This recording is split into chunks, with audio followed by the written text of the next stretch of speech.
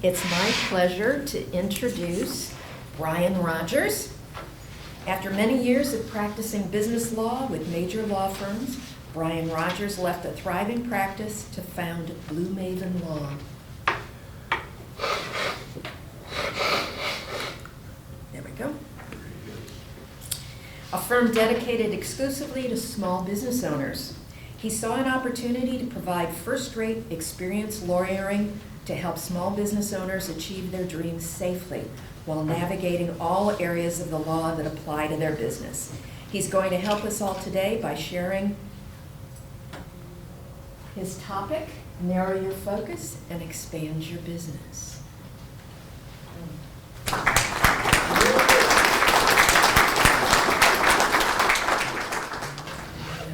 Good morning, everyone. Morning. I'm glad to be the warm-up act.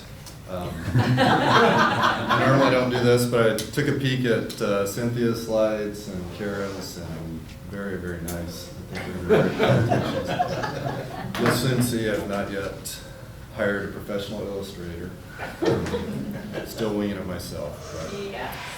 I grew up in a small town in southwest Oklahoma called Altus, and if you came to my town and called it Altus, I would know you were from the outside, because even though the rest of the world would say ALTUS, Altus, we said it Altus. And if you went from my house 15 miles south, you crossed the Red River into Texas. If you went west about 30 miles, you'd hit the Texas Panhandle. So we were tucked way down, practically in Texas, although we felt 100% Oklahoma. And Altus got its name because it started as, I believe, Fraser, which apparently was prone to flooding, so they moved the town to higher ground, called it Altus, which means, I guess, high, tall, something like that. So, but, you know, Oklahoma is, let me get my first power focus, close enough. I couldn't remember the title that I'd given them. So there we go. Anyway, Oklahoma is in Tornado Alley, so we're known for, you know, severe weather, tornadoes and whatnot. I remember as a child going out into the front yard after a thunderstorm and picking up baseball-sized hail out of our front yard, putting it in the freezer. And but Altus itself was often known for being hot. So Oklahoma is hot, it's windy, it's dry, and mostly flat, certainly the southern part. But on the evening news, just about any evening in the summer, Altus was the high temperature, always very hot. And you know, my childhood was what you would call today probably free range. I think probably most people my age had a free range childhood.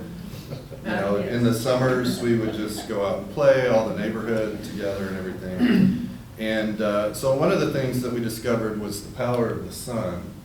When we focused it through a magnifying glass.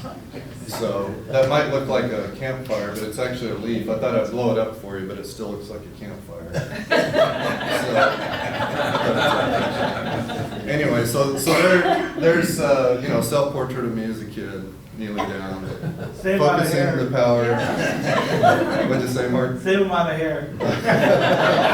That's true. Did you draw it when you were a kid? Kind of looks like it, doesn't it? So maybe my next presentation I'll hire Kara or Cynthia. Anyway, so the sun, you can put a leaf outside in the summer sun all day long and it's just going to get warm.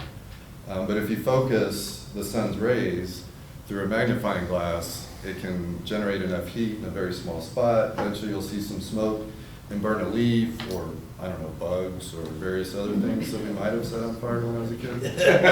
So, and what I'm going to talk to you today about is the power of focus in your business and how focusing narrowly can be very powerful. And I'm a sole practitioner. I help people buy and sell small businesses, and I put out my own shingle in 2015 with the idea that I would have a very narrow focus, and I believe that has helped me.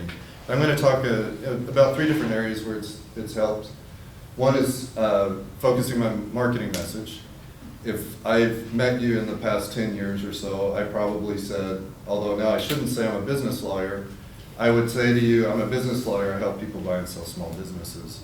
And so I've always had a narrow focus in my practice since I've been on my own, and I've also been narrow in my marketing message so that it would be memorable. So we all, broadcast what we do. We tell people in the room or through our social media or whatever. So we tell people what our company's about, what we do, the products, the services that we provide. And I'm a little curious what people might think this is. Anyone? Ear. All right. Good job. It's unbelievably hard. Yes. And I've worked on that so long, I don't see an ear anymore. So I thought, that doesn't really look like an ear, so I'll put an earring in it. And I thought, well, if I blow it up, but that's even worse. So. Yeah, it is. Anyway, so the ear is the audience, the audience that you're trying to talk to as a business owner. Who are your prospective customers? Who's your market? Whatever. And if you have a bunch of different colored messages, different messages coming at the ear from all directions, and I wanted to put them some like over here, up here, but I couldn't figure out how to flip them, so maybe next time you'll have a cacophony of things coming into that ear. But so if your marketing message is not disciplined and it's just shotgun here and there and whatever, then people don't know what you're about.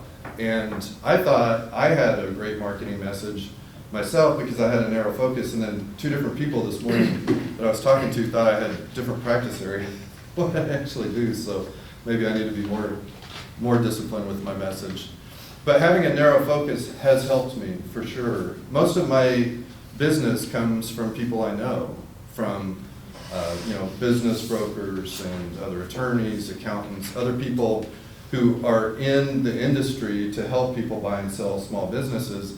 And when they know somebody who needs one, they think of me because I'm the lawyer who helps people buy and sell small businesses. I mean, I'm sure most people in this room know several business lawyers, and they do different things, and sometimes we'll try to tell you everything that we do, and you leave not knowing what we do at all. And so having a very narrow focus with my business and with my marketing message has helped with me to build my practice. So, and Kara and Cynthia and others in this room could do a much better job of telling you how to craft that marketing message and what to do. I'm more of a lawyer technician than whatever. I'm just sharing my own experiences. But there are a couple of concepts that I found useful, and one is the unique selling proposition. And that's an idea that I first heard about it 20 years ago probably. I'm sure it goes way back. But it's basically, what is it about your firm or your company that's unique, that you provide to the market? And another concept that's newer to me is the three uniques. And Gino Wickman wrote a book called Traction. Has anyone read that? Or it's so in the book he talks about the entrepreneurial operating system, EOS, and it's basically a method to develop and implement a business strategy. And one of the things he talks about is identifying your firm's three uniques, three things that are unique about your firm. And everybody, if every firm, there's going to be some overlap between maybe one or two uniques, but almost no firm will have all three the same. And so if you focus on that, those three uniques. So having a narrow focus with your business can help you with your marketing message, but it can also help you improve your operations. So every line of products, every type of service that you provide requires input. It requires energy to develop, to produce, to market. And if you are involved in a bunch of different things, then it could be difficult for you to effectively develop any one of those. And so having a narrow focus can help you improve your operations. And in my own case, one of the things that we do in the course of helping people buy businesses often is to set up a new LLC. So often a buyer will create a new LLC, they'll buy the assets of the selling company, and so setting up LLCs is a big part of what we do. And so we've created a lot of systems and tools and checklists and different things. So this is a screenshot of Microsoft Planner, which is kind of a simplified project management solution. And these are, whenever we're going to set up a new LLC, we've got a project template for setting up new LLCs, and it has the 36 or so steps that we follow. And so one of them, I know it's too small for you to read, but the top one there is send new LLC formation, first email to client. And with that comes a questionnaire.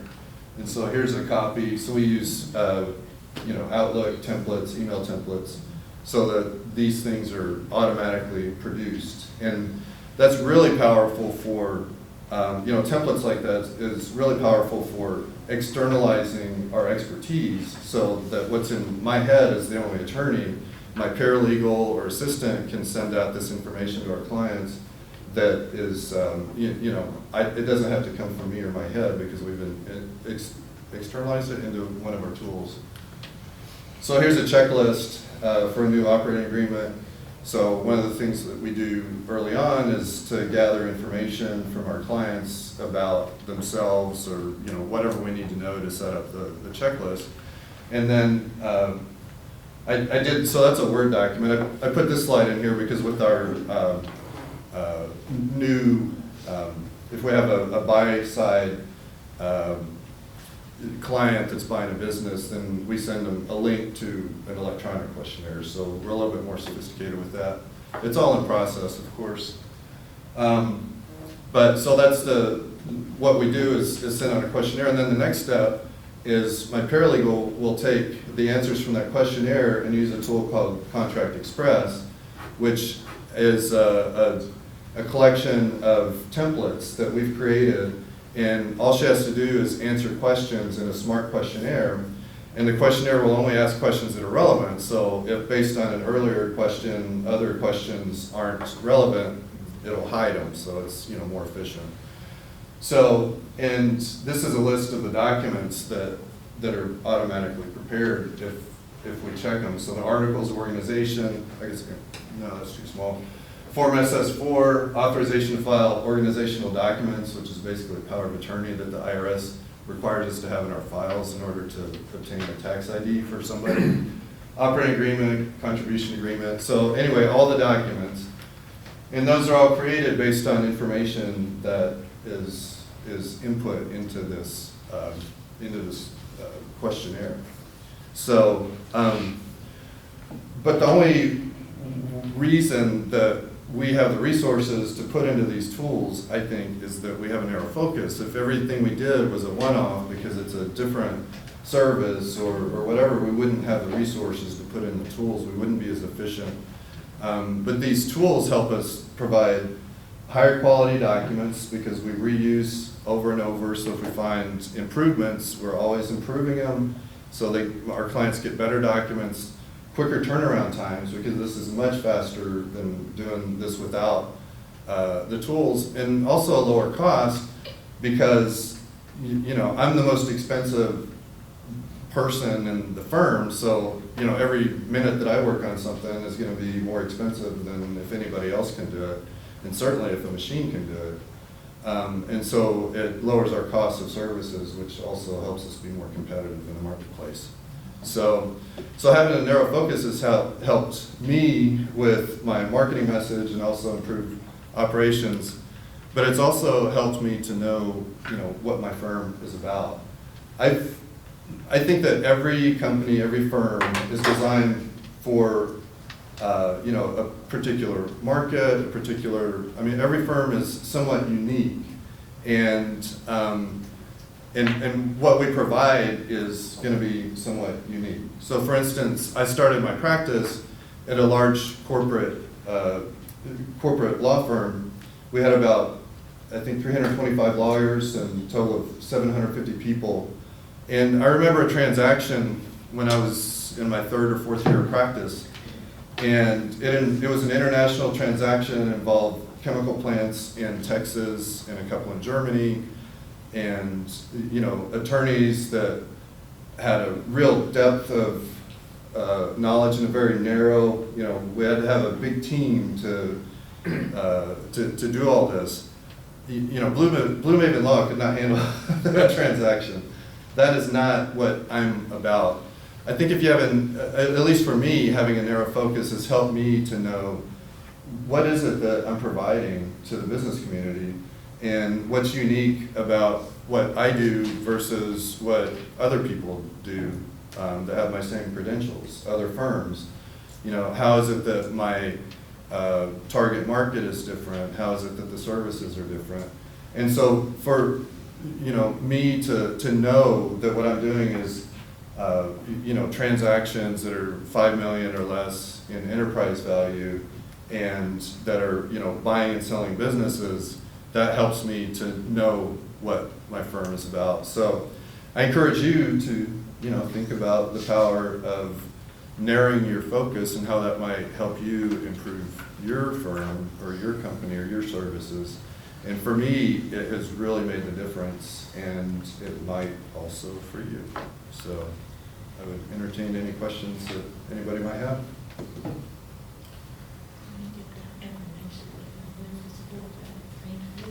Yes, sir. You had mentioned the 3 uniques, and so how did you come up with that as far as, is this what your business, how it helps people? Is that kind of where you're unique? Is that kind of what you're looking for? Yeah. So you'd have to read the book for the best answer. The transaction. But for me, it's what is it about your firm, whether the services you provide, the market you provide it to, what is it that's different from other firms that might be in your space or in adjacent spaces? What is it that's unique about it? Okay. And that book was the traction book. Yeah, traction. And the process, basically, it's a Traction. Not that track. it's a group process. The process for determining this is a group effort, generally, of the business, the leadership team of the business. And it starts with a broad scope of, what are the things that we do, and then narrow that down to what is really unique about us, down to 3. And it's a pretty difficult process. What are your 3? That's a good question, and I can't answer that. I did go through the process, and I looked at it, my plan again. One of my inspirations, business inspirations, I can't remember the name of the book. It might have been Innovator's Dilemma, but it talked about 3 different types of people that you need to create a company: the CEO, the manager, and the technician. And the CEO is kind of the big idea person that comes up with ideas and whatnot. The manager is the person that is like the operator and gets stuff done. And then the technician is the person that knows, how to like produce the service or whatever. And most people don't have all 3 of those abilities, and the manager is not me. So I can come up with, I think, sometimes solid business ideas, and as an attorney, I think my work product is pretty solid, but if I were to really want to grow, I would need to team up with an operator. So, and an operator would probably help me with that a little bit. You said the CEO is the idea man, the manager gets things done, and the third one was what? Technician. Technician. Yeah. The one that actually does it. Yeah, and the example that they use through the book is somebody who is a good baker, and they can make pies well. And so they think, I'm going to start a pie making business. And then they start a pie making business, and they don't understand why it doesn't thrive. So they're a good technician, but maybe they're not a good manager or CEO. So in my case, I'm not an operator. So. Right. No, the book you're referring to, I think, is the E-Myth. E-Myth, okay, yeah. Yeah. Innovator's Dilemma is another one that was important, but not one. So, thank you. Yeah, for sure.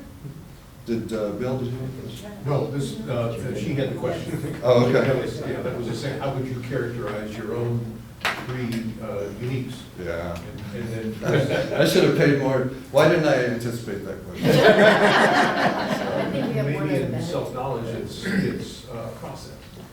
Right. It's a journey. It's a journey. Brian, I always enjoy your presentations. Oh, thank do you. such an outstanding job. I just really want to compliment you on that. And I think, or I would ask you, why don't people focus on one thing or two things? You know, do they have a fear of missing out? Like, we've got 35 things I could be doing, and if I just focus, I might not get this one, or I might miss that one, or, you know, I might reduce my revenue stream. Yeah. Does that make any sense? That's what I think for the most part, yeah. Yeah.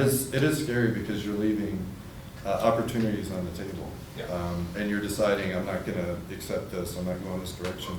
I know, I was surprised, years after I had started my firm, a business leader who I really respected told me, you know, I really questioned that idea when you told me about it. I'm like, her thought was, how can you have a law firm that just does small business mergers and acquisitions?